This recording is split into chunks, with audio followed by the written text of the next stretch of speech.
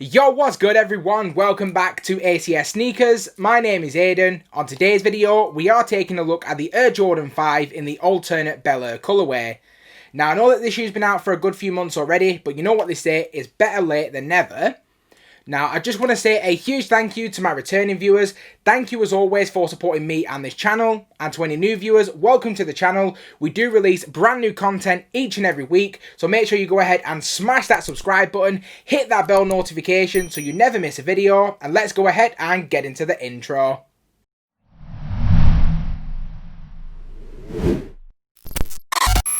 Initially releasing on August 15th for a retail price of £165. Now, when the shoe initially released, I actually did everything possible to try and cop my pair for personal. I entered every single raffle, woke up early to try and cop via sneakers, but like always, the shoe sold out and I wasn't able to get my pair. Fortunately for me, the shoe has actually had quite a few restocks since, and I think that's because the resale value really didn't go so high, so I guess a lot of retailers just returned their pairs, and I managed to cop my pair via a recent restock via Offspring. So now let's go ahead and get straight into the box. And here we go guys, I now have the box in hand, and unfortunately for me, we just get a usual bog standard Jordan 5 box with the black finish on the top with the red Jumpman branding in the centre. Now, I'm really not sure what I was actually hoping for when it came to the shoebox, but I was just hoping for something a little bit more limited to go along with the colourway. If we go ahead and take a quick look at the label, which reads Air Jordan 5 Retro in the white, ghost green, coat purple colourway, and this is what the label will look like for anyone who's interested. So now let's go ahead and get straight into the rest of my review. So getting straight into the review, starting from the toes up. Here we have a white grain leather toe box, as well as a white leather toe cap, which you can see wrapping right the way around. Now, this leather actually does remind me of the leather that they did use on the Jordan 5 Fire Reds that released earlier this year. If you didn't see my review, I really wouldn't blame you, to be completely honest. So just as a quick recap, when I did that review, it was quite early on in my time on YouTube, and I think I was too quick to actually judge the quality of leather on that shoe. I think I said something along the lines of it being really bad and just something I wasn't really fond of. But I feel like since I've reviewed quite a lot of shoes since then, I've actually got to experience a lot of different leathers on lots of different shoes, not only from Jordan brand, but elsewhere as well. And I feel like now I've actually taken the time to actually take a deeper look at the leathers that are used on a lot of releases. I actually think that the leather quality is absolutely fine. It's quite plush, it's really soft, and I think it's going to hold up quite well. With that said, it is still likely to crease really quickly, so I personally will be using a crease protector just to limit any additional creasing to the toe box and just keep the shoe fresher for longer. I would highly recommend that you do so as well if you are bothered about creases like I am. What I would say is that the leather on the toe box, and actually throughout the rest of the upper, doesn't have that same shiny coating that what we saw on the Fire Red colourway.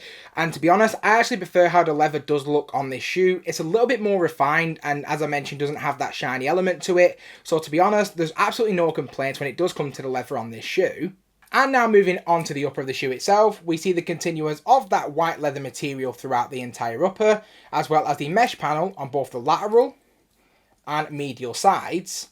And as we move even further back the shoe now, we see that two-tone 23 featured on the right shoe in pink and neon green, and on the left shoe featured in neon green and blue. Now the same detail can also be seen on the heel of the shoe as well. On the right shoe, the Jumpman is featured in pink and neon green, and on the left shoe it's also featured once again in neon green and blue.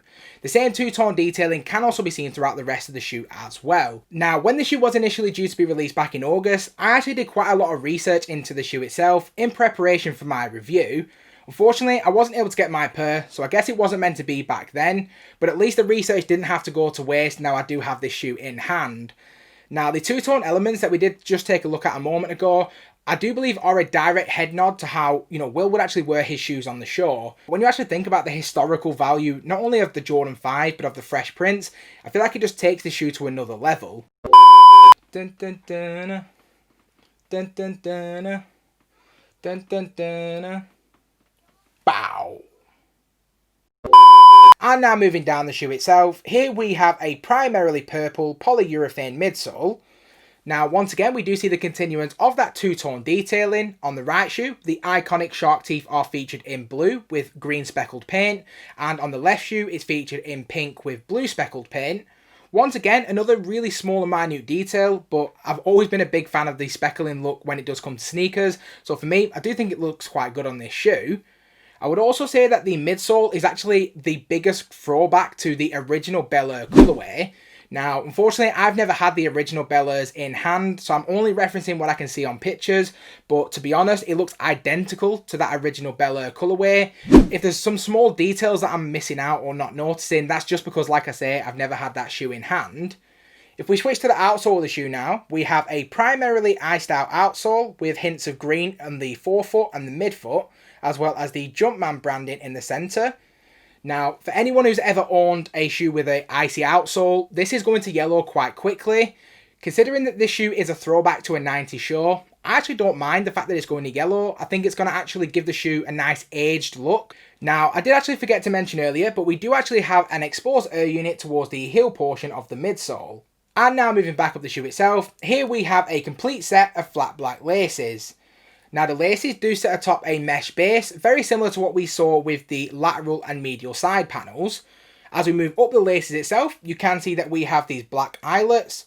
To be honest, I actually think they add a nice pop of contrast, considering that the upper is primarily white. I do think it just adds a nice balanced look to the shoe.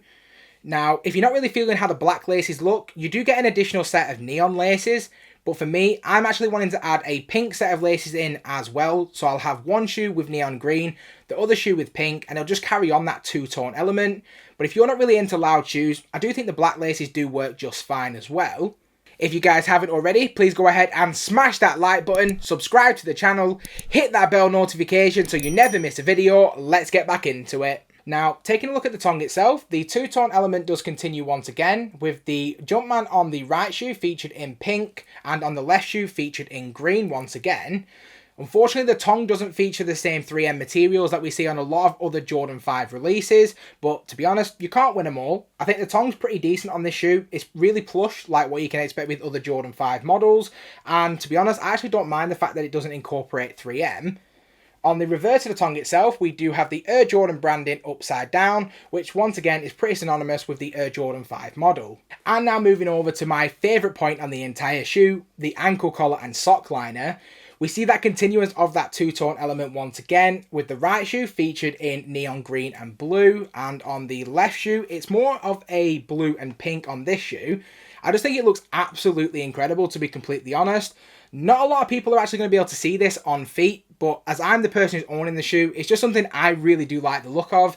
I think they've done exceptionally well with the sock liner on this shoe. Now, as this is a Jordan 5, you can pretty much expect that the padding around the ankle is exceptionally comfortable and soft on feet, and it's just consistent with other Jordan 5 models. Whenever I do, look at a high top shoe, on pretty much all of my reviews, I always reference the cushioning around the ankle, as it's something that I personally do look for with the shoes that I wear day to day, and the Jordan 5 just has that in abundance, so this is absolutely one of the most comfortable Jordans in my collection. And in terms of sizing, personally, I always go true to size, as I do feel that that's the best reflection on me. If you do have a chance to try out the shoe before buying, I would highly recommend that you do so, just so you can understand the best fit for you. And now taking a look at the insole of the shoe itself, we do have a primarily black insole with the white Jumpman branding. To be honest, I'm a little bit disappointed that they haven't carried on that two-tone element with the insoles. I think it would have added a little bit of extra something to this shoe. Now that just about wraps up the overview of the shoe itself, so now let's go ahead and get into my opinions on the shoe. And in terms of my overall opinion on the shoe itself, I do give the Air Jordan 5 Alternate Bel-Air a very respectable 8 out of 10. This is absolutely one of my favourite Jordan 5 releases of the entire year so far.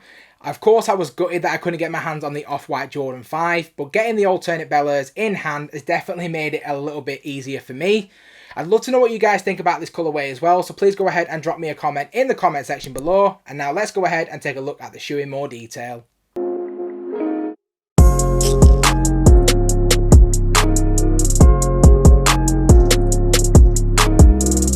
Now, I just want to say a huge thank you to everyone who stuck around to this point in the video. Please consider subscribing to my YouTube channel, hitting that bell notification, and I hope to see you again in the next one. If you guys enjoyed that video, please consider subscribing to our YouTube channel here, checking out our latest video here, and don't forget to check out our latest playlist right here. It couldn't be easier.